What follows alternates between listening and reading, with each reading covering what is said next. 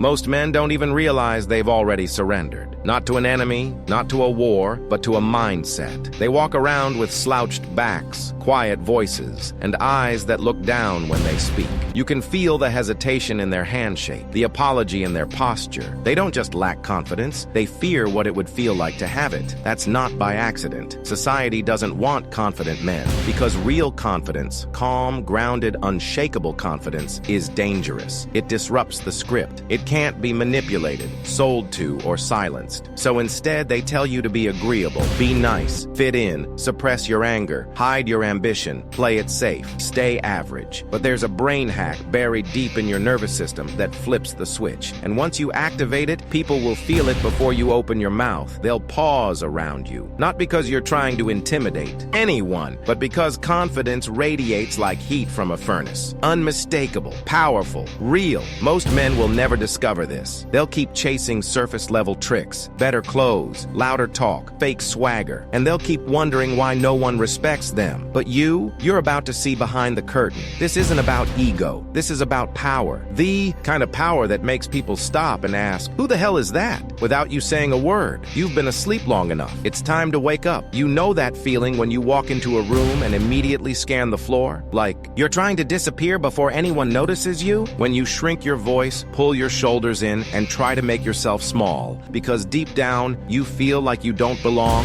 that's the disease. And most men carry it silently. He wakes up late, scrolls his phone for an hour, skips breakfast, and tells himself he'll try again tomorrow. He lets fear make decisions for him. He bites his tongue when he should speak. He avoids conflict. He avoids truth. He avoids himself. He sees other men living the life he wants, driven, disciplined, dangerous, and instead of rising, he scrolls. He watches. He escapes. Porn, video games, sugar, distractions. He doesn't realize he's dying in slow motion. No one sees it, because on the outside, he's functioning, but inside, he's rotting. His dreams are covered in dust. His confidence is buried beneath guilt, shame, and years of broken promises to himself. And the worst part, he thinks this is normal, but it's not. It's a spiritual death, a quiet suicide of the soul. He laughs with his friends, but the mirror never lies. He sees the truth every night before bed, and it haunts him. That's the man who didn't fight back. That's the man who never snapped. If you're feeling this, good. That means the fire's still alive, but understand this. No one is coming to save you. The world will let you rot and walk over your grave if you don't claw your way out. You have two choices: stay weak and comfortable, or rise. Every warrior has a moment when he finally breaks, not in defeat, but in defiance. It's the moment when a man looks in the mirror and says, enough. He's done being prey, done being silent, done living as a shadow of who he's meant to be. That's the ignition point. From there, everything changes. You stop chasing comfort and start chasing fire. You wake up earlier. You hit the gym with purpose, not to look good for women, but to earn your self-respect. You stop explaining yourself. You stop justifying your dreams. You don't ask for permission. You take territory. Discipline becomes your religion, not for show, not for likes, but because you need it like oxygen. You're no longer trying to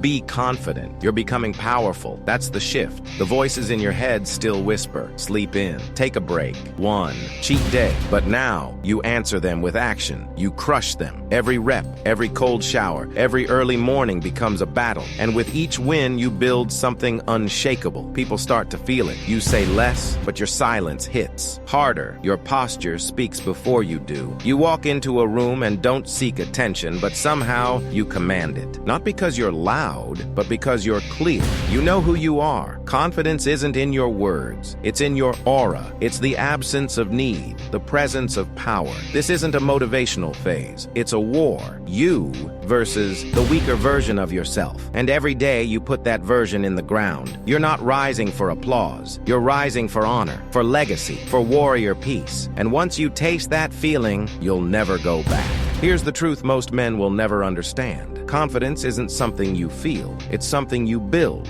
And you build it in silence, in discomfort, in pain. You build it by choosing the harder path 1,000 100 times until your brain learns one thing: I can handle anything. There's a switch inside your mind, and when you flip it, your entire nervous system changes. You don't walk around with anxiety anymore. You walk with intent. Your eyes don't dart. They lock on. Your voice doesn't tremble. It commands. But this isn't about puffing your chest. This isn't about ego or image. It's about presence, real presence. Marcus Aurelius once said, "The soul becomes dyed with the color of its thoughts." So what do you feed your mind with daily? Weak thoughts create weak men. You want confidence? Then bleed for it. Prove to yourself every single day that you are capable, because once your brain knows it can handle hard things, everything changes. People mistake that calm for arrogance, but it's not. It's clarity. The calm of a man who's faced his demons and kept walking. The peace of a warrior who doesn't need to speak to be understood. Confidence is not loud. It is quiet power. And once you access that power, you don't chase women. You don't chase approval. You attract everything by the gravity of your discipline. The world doesn't need more nice guys. It needs warriors with hearts. Men who can be violent if needed, but choose peace. Men who can burn the world down,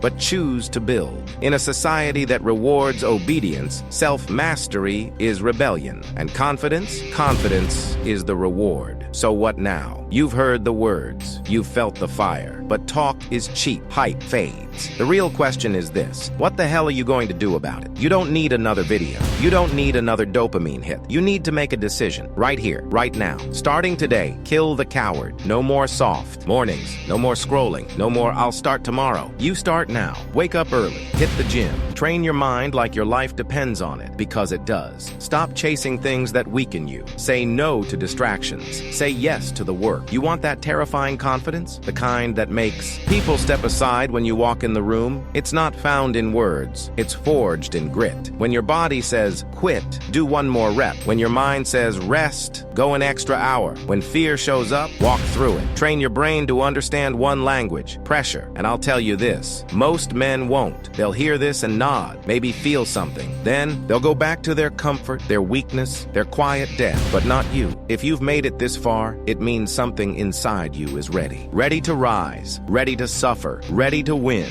So here's the challenge: go silent, go dark, put in the reps, stack the wins, kill the weak self every single day. And don't stop until your presence speaks for you, because most men will ignore this. You won't. I dare you to prove me right.